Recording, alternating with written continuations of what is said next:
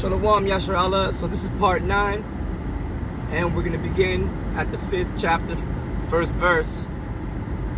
Alright, I want to give all praise, glory, and honor to Yahweh, Ba'ashem, Yahweh Shai, Ba'ashem, Rakak, whom I worship.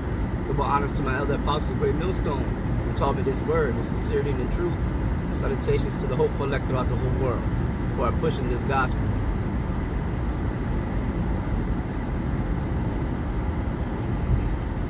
Who are pushing this gospel.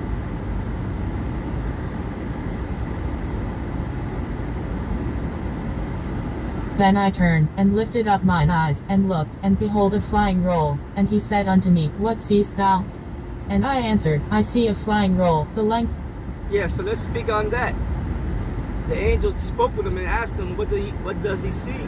He said he saw a flying roll. Now, what is that flying roll? See, can the people in the churches describe what that flying roll is? Huh? Vocab. Can vocab describe what that flying roll was? No. That flying roll is what they call today a UFO or a UAP. All right? An unidentifiable flying phenomenon, right? I'm sorry, an unidentifiable aerial phenomenon, right? A UAP. And then a UFO, they say it's a unidentifiable flying object. But to us, it's an IFO, an identifiable flying object, because we identify what these vehicles are, these flying vehicles are, because they're described in the Bible as being the same vehicles that the angels travel in, okay? Same vehicles that the Lord ascended up unto when he was with the, after he finished teaching the 12 apostles, right? He went up into these vehicles. And those are the same vehicles that are gonna come to deliver the elect of the lost tribes of the nation of Israel. Plain and simple. Plain and simple, man.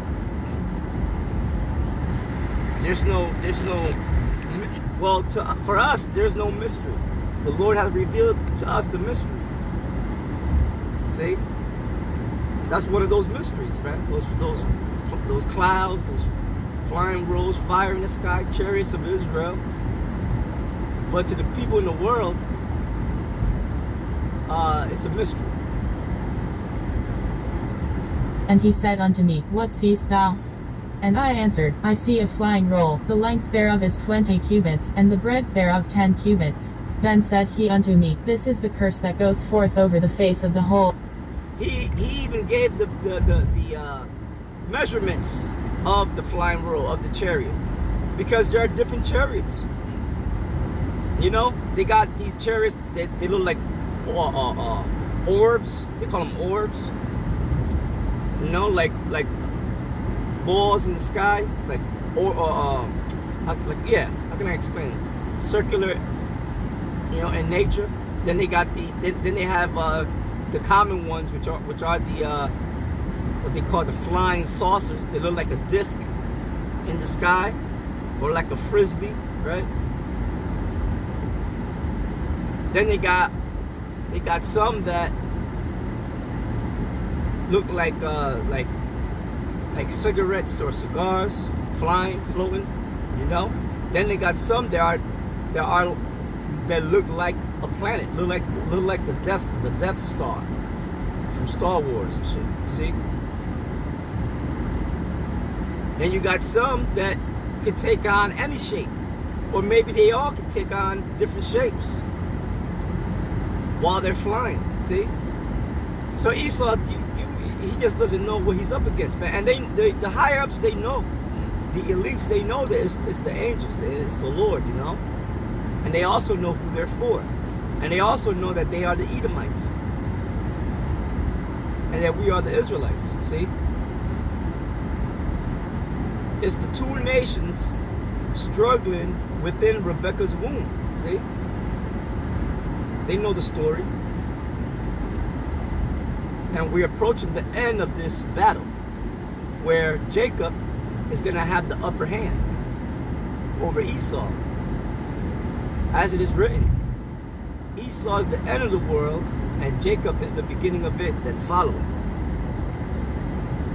Then said he unto me, This is the curse that goeth forth over the face of the whole earth. For every one that stealeth shall be cut off as on this side according to it, and every one that sweareth shall be cut off as on that side according to it. So the angel told him that this is the curse that goeth before the whole entire world, man.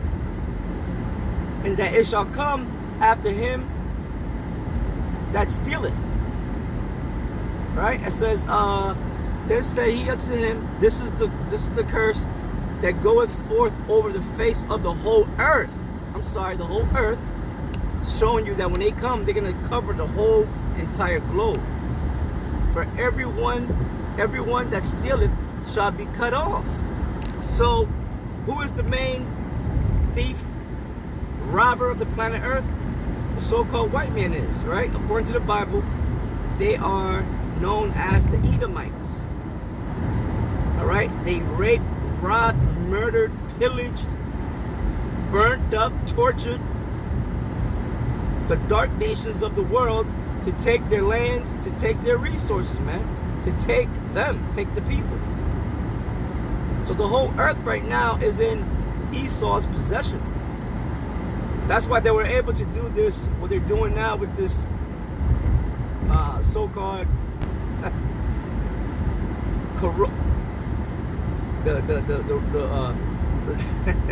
what the apostles call it, the crown royale, right? The crown royale, right? The CV. I had to catch myself there, and they were able to cause the whole world to adhere to their regulation on it, right? To their rules on it. And force people to do certain things, right? And ultimately, they're gonna cause people to take that mark. That's what they're preparing for.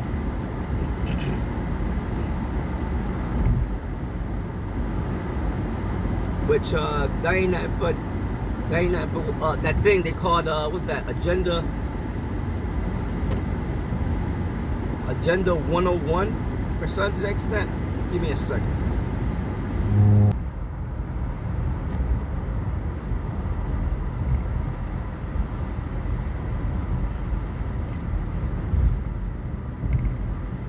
Right, research event 201. All right, and you know what I'm talking about. Can't say certain things because of the YouTube algorithm. All right, they could freeze my page up or take it down or whatever, strike it, give it strikes. You know how it is. So just research event 201 and you know what I'm talking about.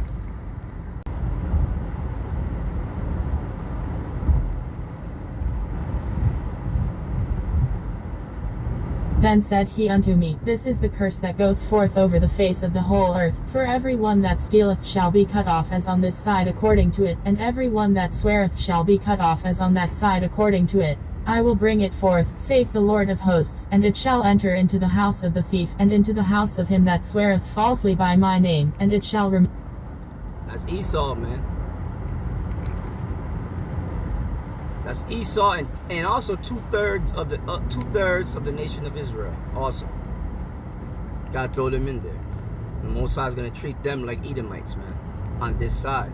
Now on the other side, they're gonna be all right, but they gotta be washed, man. They gotta be rinsed, right? By way of that fire that's coming. I will bring it forth, saith the Lord of hosts, and it shall enter into the house of the thief, and into the house of him that sweareth falsely by my name, and it shall remain in the midst of his house, and shall consume it with the timber thereof and the stones thereof. Then the angel that talked with me went forth, and said unto me, Lift up now thine eyes, and see what is this that goeth forth. And I said, What is it? And he said, This is an ephah that goeth forth. He said moreover, This is their resemblance through all the earth. And, behold, there was lifted up a talent of lead, and this is a woman that sitteth in the midst of the ephah. And he said, This is wickedness. And he cast it into the midst of the ephah, and he cast the weight of lead upon the mouth thereof. Then lifted I up mine eyes, and looked, and, behold, there came out 2 women, and the wind was in their wings, for they had wings like the wings of a stork, and they lifted up the ephah between the earth and the heaven. Then said I to the angel that talked with me, Whither do these bear the ephah? And he said unto me, To build it an house in the land of Shinar, and it shall... Pretty much it's going into the judgment that the Lord is judging Israel with, right? And also the judgment that he's going to judge Esau with. He said it's wickedness. That's what that ephah represented. And the ephah, I believe, is a unit of measurement, if I'm correct.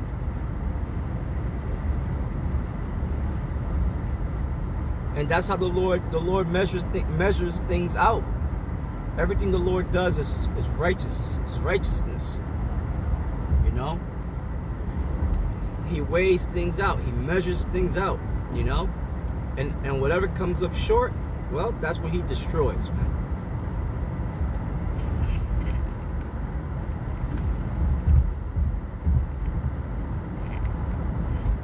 Then said I to the angel that talked with me, Whither do these bear the ephah? And he said unto me, To build it an house in the land of Shinar, and it shall be established, and set there upon her own base. Zechariah Chapter 6. And I turned, and lifted up mine eyes, and looked, and, behold, there came 4 chariots out from between 2 mountains, and the mountains were mountains of brass. In the first chariot were red horses, and in the second chariot black horses, and in the third chariot white horses, and in the fourth chariot grisled and bay.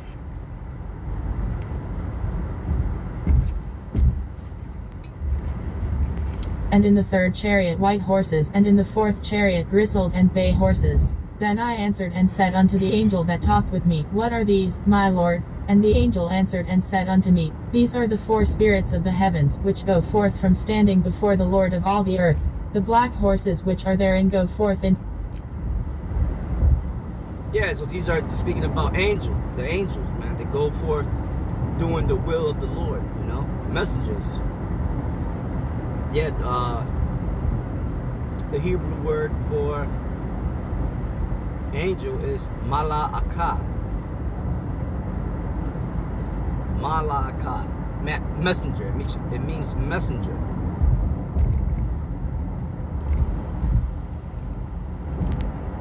The black horses which are therein go forth into the north country, and the white go forth after them, and the grisled go forth toward the south country. And the bay went forth, and sought to go that they might walk to and fro through the earth. And he said, Get you hence, walk to and fro through the earth.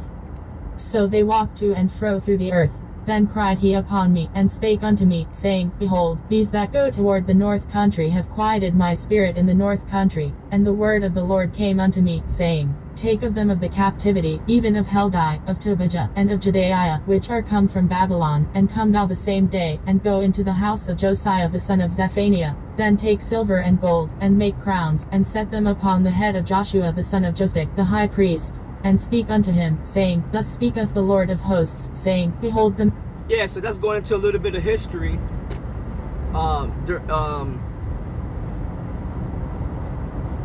This is when Israel was in captivity under the Persian Empire, and they were allowed to go back to the land of Israel, you know, to worship the Lord and rebuild the temple. And Zerubbabel and Joshua the high priest, they were set up as the heads over Judah, Benjamin, and Levi at that time. And speak unto him, saying, Thus speaketh the Lord of hosts, saying, Behold the man whose name is the branch, and he shall grow up out of his place, and he shall build the temple of the Lord, even he shall build the temple of the Lord, and he shall bear the glory, and shall sit and rule upon his throne, and he shall be a priest upon his... And that right there is speaking about Yahushua. See? And this here was about approximately about anywhere between 400, 500 BC, you know, before the coming of Yahushua. So this is the angel giving prophecy unto Zechariah. And that's what Yahushua came to do. When he came, He came meek, came humble, but he came to establish the elect. All right? He came to establish the elect, man. Which are to in the near future are going to be the governing body, right? Over all Israel and over the whole entire world and over all nations, man. Right? The 144,000.